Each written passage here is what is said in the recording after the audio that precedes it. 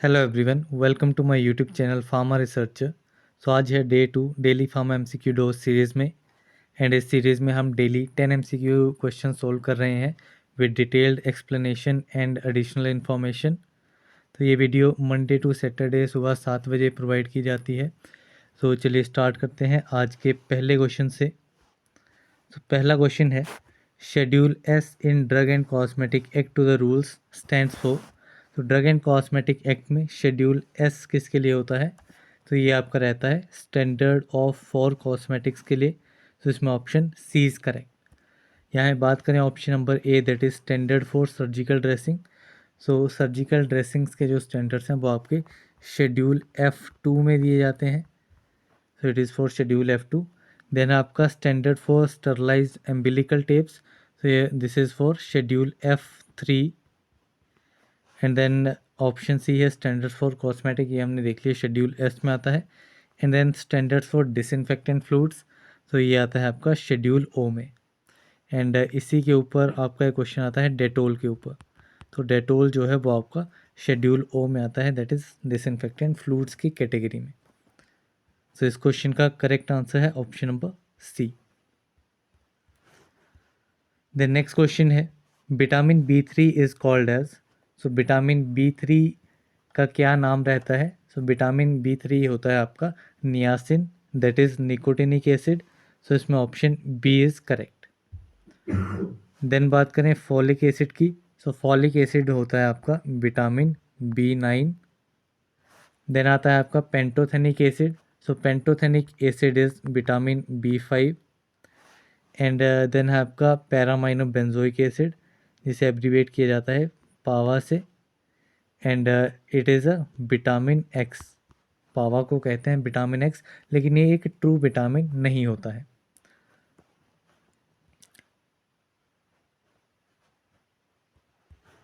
Then next question है, a resin of animal origin is. तो इनमें से एनिमल ओरिजिन का रेजिन कौन सा है? बेंजोइन, शेलिक, मिर और गुजू रेजिनॉल। तो एनिमल ओरिजिन का जो रेजिन है इट इज़ शेलेक। सो इसमें option B is correct. Then shellac के बारे में कुछ इंपॉर्टेंट पॉइंट्स हैं। तो शेलेक का जो सिनोनिम है, शेलेक को लैक भी कहा जाता है and it is also known as sealing bags. And ये आपका शुगर कोटिंग प्रोसेस में जो सीलिंग स्टेप होता है उसमें एज अ सीलेंट भी यूज़ होता है शेलेक। देन शेलेक के बायोलॉजिकल सोर्स की बात की जाए तो ये एक रेजिनस प्रोटेक्टिव सिक्रीशन है, एक टिनी लैक इंसेक्ट की। एंड उस इंसेक्ट का नाम है लेसिफर लाका। एंड इसकी फैमिली होती है लेसिडे। तो ये क्वेश्चन भी प्रीवियस एग्जाम्स में पूछा गया है। देन इसके बाद इसके केमिकल कंस्टेंट की बात की जाए शेलेक के, तो शेलेक में अराउंड 70 to 80% जो है वो इसमें रेजिन होता है शेलेक में।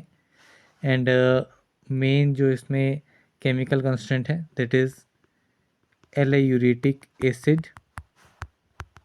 एंड दूसरा मेन रहता है इसमें शेलोलिक एसिड। तो ये दो मेन इसमें केमिकल कंस्टिट्यूएंट्स हैं। देन इसके यूजेस की बात करें तो ये एक तो इसका यूज़ है एज अ सीलेंट यूज़ होता है ये टेबलेट कोटिंग प्रोसेसेस में। एंड ऑल्सो ये आपका सस्टेन्ड रिलीज मेडिकामेंट्स की मैन्युफैक्चरिंग में यूज़ होता है। It is use in sustained release medicaments. तो ये कुछ इंपॉर्टेंट पॉइंट्स हैं शेलेक के। देन नेक्स्ट क्वेश्चन है, the drug and magic remedies act came into force on. So drug and magic remedies act, तो ये काफ़ी इंपॉर्टेंट एक्ट है। ये कब फोर्स में आया था? So it come in force on 1 अप्रैल 1955 में। सो इसमें ऑप्शन डी इज़ करेक्ट। सो इसमें भी दो तरीके से पूछा जाता है कि एक तो आता है drug and magic remedies act जो है वो कब एनेक्ट हुआ था। तो जब एनेक्टमेंट की बात आएगी सो इट एनेक्टेड ऑन 30 अप्रैल 1954। तो ये एक इस एक्ट के रिगार्डिंग एक अदर इम्पॉर्टेंट डेट है जब एनेक्टमेंट की बात आएगी। तो वहीं अभी हम अदर जो इसमें एक्ट रहते हैं आपके फार्मास्यूटिकल ज्यूरिस्प्रूडेंस में, तो उन एक्ट्स के डेट्स जो हैं वो देख लेते हैं। सो एक आता है आपका 1990 में आपका आता है poisonous act. Poisonous act is in 1990। Then 1940 में आपका आता है drug and cosmetic act, and इसी के जो रूल्स थे वो आए थे आपके 1945 में, ड्रग एंड कॉस्मेटिक एक्ट्स के रूल्स। देन इसके बाद आता है आपका pharmacy act. So pharmacy act जो है it came in the year 1948। Then एक इम्पॉर्टेंट एक्ट है आपका फैक्ट्रीज एक्ट। सो जो फैक्ट्रीज एक्ट है it came in the year 1949। इसके अलावा 1970 में एक बहुत इंपॉर्टेंट एक्ट आया था, that is patent act. Then patent act के बाद 1971 में इम्पॉर्टेंट एक्ट है आपका medical termination of pregnancy act. Medical termination of pregnancy act ये आया था आपका 1971 में। इसके अलावा 1985 में narcotic and psychotropic substances act आता है, एंड 1994 में AICTE एक्ट। AICTE एक्ट जो है वो आपका 1994 में, और लास्ट अभी हम यहाँ पे डिस्कस करेंगे 1995 में ये आया था आपका DPCO act, that is drug price control order. So ये आपका 1995 में आया था। सो ये कुछ इंपॉर्टेंट ईयर्स हैं जो जिसके ऊपर क्वेश्चन आता है। तो यहाँ पे हमने सारे जो इम्पॉर्टेंट एक्ट हैं उनके ईयर्स जो हैं वो हमने डिस्कस कर लिए हैं। तो अभी नेक्स्ट क्वेश्चन पे चलते हैं। तो नेक्स्ट क्वेश्चन है प्रीमाक्विन इज़। तो प्रीमाक्विन जो है वो एक इम्पॉर्टेंट एंटी मलेरियल ड्रग है, एंड ये किस कैटेगरी में आता है? तो प्रीमाक्विन जो है it came in the category 8 amino quinolines. तो इसमें ऑप्शन डी इज़ करेक्ट। तो यहाँ पे दो मेन क्लासिफिकेशंस होती हैं एंटी मलेरियल ड्रग्स में। एक होती है आपकी 4 अमाइनो कीनोलिन एंड एक आती है 8 अमाइनो कीनोलिन। इन दोनों कैटेगरीज़ के ऊपर बेसिकली क्वेश्चन जो है वो पूछा जाता है। तो अगर मैं बात करूँ 4 अमाइनो कीनोलिन की, तो 4 अमाइनो कीनोलिन में 3 ड्रग आते हैं। एक आता है आपका क्लोरोक्विन,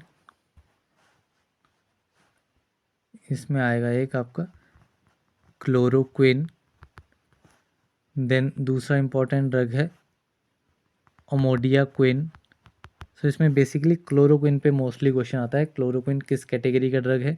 एंड इसके अलावा एक और ड्रग है पाइप्राक्विन। तो ये 3 इंपॉर्टेंट ड्रग्स हैं जो कि आपके 4 अमाइनो कीनोलिन कैटेगरी में आते हैं। इसके अलावा 8 अमाइनो कीनोलिन की बात करें तो 8 अमाइनो कीनोलिन में एक ड्रग तो आ गया प्रीमाक्विन। दूसरा ड्रग जो इम्पॉर्टेंट है वो है आपका टेफेनोक्विन। तो ये दो ड्रग्स जो हैं वो आपके 8 अमाइनो कीनोलिन्स के ऊपर आते हैं। इनमें दोनों में जैसे 4 अमाइनो कीनोलिन में क्लोरोक्विन इंपॉर्टेंट आता है, एक क्वेश्चन आता है इसके ऊपर, एंड 8 अमाइनो कीनोलिन में प्रीमाक्विन इंपॉर्टेंट है। देन इसके अलावा प्रीमाक्विन के बारे में एक इम्पॉर्टेंट क्वेश्चन और आता है कि प्रीमाक्विन जो है वो G6PD डेफिशिएंट पेशेंट में एक इम्पॉर्टेंट एंजाइम होता है। सो G6PD डेफिशिएंट इंडिविजुअल्स में ये आपका कोज कर देता है haemolysis. It causes haemolysis in G6PD deficient individuals. And इसको प्रीमाक्विन को प्रेगनेंसी के टाइम पे भी नहीं दिया जाता है, क्योंकि जो फीटस होता है उसमें G6PD डेफिशिएंसी रहती है। तो ये दोनों पॉइंट्स जो हैं वो इस प्रीमाक्विन ड्रग के लिए काफ़ी इंपॉर्टेंट है। देन नेक्स्ट क्वेश्चन है an example of saponin glycoside is. Saponin glycosides का एग्जाम्पल इनमें से कौन सा है? सो सेपोनिन ग्लाइकोसाइड में आपका आता है ग्लिसरीजा, ग्लेब्रा। सो इसमें ऑप्शन ए इज़ करेक्ट। तो ग्लिसरीजा की बात करें तो ग्लिसरीजा को लिक्योराइस के नाम से भी जाना जाता है। लिक्योराइस या फिर मुलेठी हो गया या फिर यस्ती, ये 3 मेन नाम हैं जो आपके रहते हैं ग्लिसरीजा के। देन ग्लिसरीजा के बायोलॉजिकल सोर्स की बात की जाए तो ये आपका ऑब्टेन होता है रूट्स एंड स्टोलोन से। दो मेन पार्ट रहते हैं, रूट्स एंड स्टोलोन्स, किसके, ग्लिसरीजा ग्लैब्रा के। ग्लिसरीजा ग्लैब्रा इसका मेन बोटेनिकल नेम है, एंड फैमिली इसकी रहती है लेगुमिनोसे, तो किस फैमिली को बिलोंग करता है, लेग्यूमिनोसे। बोटेनिकल नेम क्या है, ग्लिसरीजा ग्लैब्रा। देन इसके बाद हम सेना की बात करें तो सेना जो है it is a anthracene glycoside. ये किस कैटेगरी का ड्रग है, it is a anthracene glycoside. Digitalis काफ़ी इंपॉर्टेंट है, डिजिटेलिस जो है वो कार्डियक ग्लाइकोसाइड है, it is a cardiac glycoside. इसके ऊपर एज इट इज़ क्वेश्चन आता है कि कौन सा ड्रग जो है फार्माकोग्नोस्टिक ड्रग जो है वो कार्डियक ग्लाइकोसाइड है, तो वो आपका रहता है डिजिटेलिस। देन आपका है एलोए, एलोए जो है it is also anthracene glycoside. तो ये कुछ इंपॉर्टेंट पॉइंट्स हैं। देन नेक्स्ट क्वेश्चन है the meaning of Latin term मैने इज़। तो मैने लैटिन टर्म है, इसका मीनिंग क्या रहता है, तो मैंने लैटिन टर्म जो है वो यूज़ की जाती है for in the morning abbreviation. So in the morning के लिए जो लैटिन टर्म यूज़ की जाती है दैट इज़ मैंने, सो इसमें option C is correct. Then इसके बाद अदर ऑप्शंस की बात की जाए, सो एवरी नाइट जो है, एवरी नाइट जो है वो आपका रहता है ओमने नॉक्टे। ओमने नॉक्टे लैटिन टर्म है जिसका मीनिंग रहता है एवरी नाइट। देन इसके बाद बात करें एवरी मॉर्निंग के लिए, तो एवरी मॉर्निंग के लिए जो लैटिन टर्म रहती है दैट इज़ क्वाक्यू एंटे मेरिडियम, क्वाके एंटे मेरिडियम। तो ये लैटिन टर्म रहती है एवरी मॉर्निंग के लिए। देन है during the night, during the night के लिए रहती है इंटर नॉक्टम। इंटर नॉक्टम जो है वो ड्यूरिंग द नाइट के लिए लैटिन टर्म रहती है। सो मैंने लैटिन टर्म के बारे में पूछा है, सो ये है आपकी in the morning, option C is correct. Next question है the working principle of ball mill is.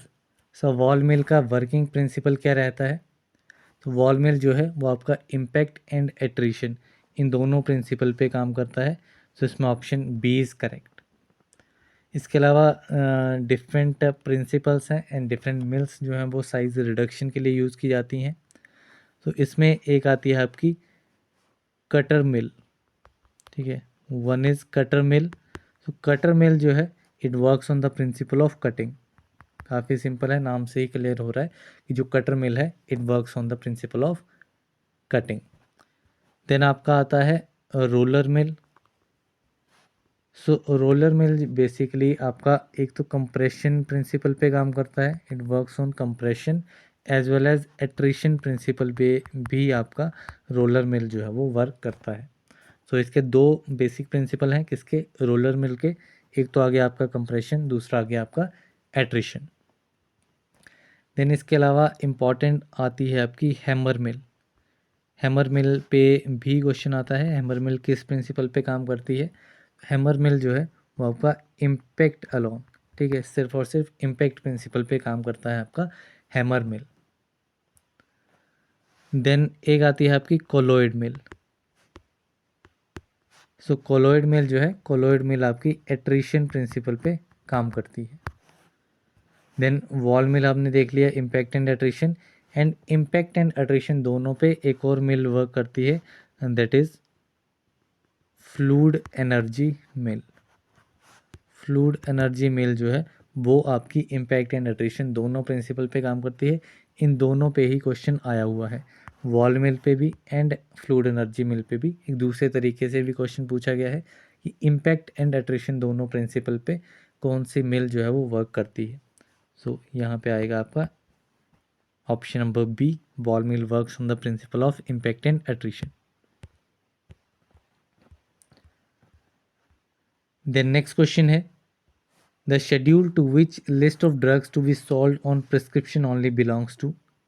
तो प्रिस्क्रिप्शन ड्रग्स जो हैं वो किस शेड्यूल में आते हैं, तो जो भी आपके प्रिस्क्रिप्शन ड्रग्स हैं वो आपके आते हैं शेड्यूल एच में। सो इसमें option A is correct and ये क्वेश्चन इस बार ESIC फार्मासिस्ट में भी पूछा गया था। देन इसके बाद बात करूँ शेड्यूल जी की, तो शेड्यूल जी जो है वो आपका रहता है लिस्ट ऑफ सब्सटेंसेस के लिए जो कि अंडर मेडिकल सुपरविज़न ही सेल होनी चाहिए। इसमें मेन टर्म जो है वो आपने याद रखनी है, अंडर मेडिकल सुपरविज़न। देन आपका आता है शेड्यूल वाई। तो शेड्यूल वाई जो है वो आपका क्लिनिकल ट्रायल्स के साथ रिलेटेड रहता है। कि क्लिनिकल ट्रायल्स के रिगार्डिंग जो भी रिक्वायरमेंट्स एंड गाइडलाइंस होती हैं ड्रग्स को इंपोर्ट करवाने के लिए या उनको मैन्युफैक्चर करने के लिए, तो वो सारी आपकी आती हैं शेड्यूल बाई में। देन आता है आपका शेड्यूल एक्स। शेड्यूल एक्स आपका नारकोटिक एंड साइकोट्रॉपिक सब्सटेंसेस के लिए रहता है, नारकोटिक एंड साइकोट्रॉपिक सब्सटेंसेस के लिए। तो ये आपके आते हैं शेड्यूल एक्स में। देन नेक्स्ट क्वेश्चन है मैनिटोल इज़ सो मैनिटोल जो है वो एक डायूरेटिक ड्रग है। किस कैटेगरी का डायूरेटिक ड्रग है? So it is a osmotic diuretic. So इसमें option D is correct. Then इसके अलावा डिफरेंट कैटेगरीज होती हैं डायूरेटिक ड्रग्स की, उसमें कुछ इंपॉर्टेंट है जहाँ से क्वेश्चन आता है। तो उसमें एक आती है carbonic anhydrase diuretics. So carbonic anhydrase inhibitor जो है it is the acetazolamide. Acetazolamide ये आपका कार्बोनिक एनहाइड्रेज डायूरेटिक है। So it is a very important thing. Then आता है आपका पोटेशियम स्पेयरिंग डायूरेटिक। तो पोटेशियम स्पेयरिंग डायूरेटिक में भी बेसिकली दो कैटेगरीज होती हैं, जिसमें एक जो है वो सबसे ज़्यादा पूछे जाने वाली है, एल्डोस्टिरोन एंटागोनिस्ट। एल्डोस्टिरोन एंटागोनिस्ट जो है वो एक पोटेशियम स्पेयरिंग डायूरेटिक है, जिसमें आपका ड्रग आता है spironolactone. Spironolactone as well as eplerenone. So ये दो ड्रग्स जो हैं वो आपके एल्डोस्टेरोन एंटागोनिस्ट होते हैं, जो कि आपके पोटेशियम स्पेयरिंग डायूरेटिक्स हैं। इसके अलावा पोटेशियम स्पेयरिंग डायूरेटिक्स में ही एक और क्लास आती है जो कि आपकी रहती है inhibitors of renal epithelial sodium channels. So उसमें आपके आ जाते हैं ट्राइएम्टरीन एंड अमाइलोराइड।